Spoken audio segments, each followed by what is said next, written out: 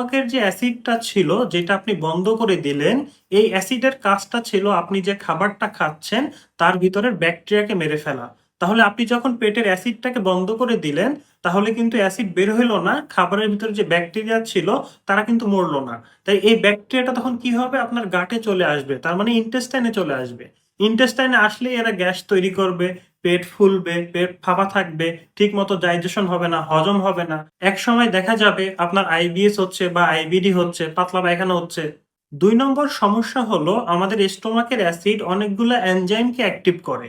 এই এনজাইমকে অ্যাক্টিভ করার মাধ্যমে আমরা পেট থেকে আয়রন অ্যাবজর্ব করতে পারি, ক্যালসিয়াম অ্যাবজর্ব করতে পারি, ভিটামিন বি 12কে অ্যাক্টিভ করতে পারি এবং প্রোটিন ডাইজেশন করার জন্য যে পেপসিন দরকার ছিল সেটাকে অ্যাক্টিভ করতে পারি। তো যখন আপনি পেটের অ্যাসিডটাকে সিকশন হইতে দিবেন না, তখন এগুলো কিন্তু অ্যাবজর্ব হবে না। তখন আমাদের শরীরে আয়রনের ঘাটতি দেখা দিবে, ভিটামিন বি 12 এর ঘাটতি দেখা দিবে, যার ফলে দেখা যাবে আয়রন ডেফিসিয়েন্সি অ্যানিমিয়া অথবা মেগালোব্লাস্টিক অ্যানিমিয়া বা বিভিন্ন রক্তশূন্যতাতে আপনারা ভুগবেন। অপরদিকে যখন ক্যালসিয়াম এবং প্রোটিন ঠিকমতো ডাইজেশন হবে না, তখন আপনার যে বোনস গুলো আছে, হাড়গুলো আছে, এগুলো ভঙ্গুর হওয়া শুরু করবে।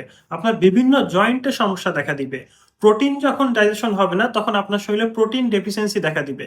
আপনার স্বাস্থ্য কমতে থাকবে, আপনার ওয়েট কমতে থাকবে।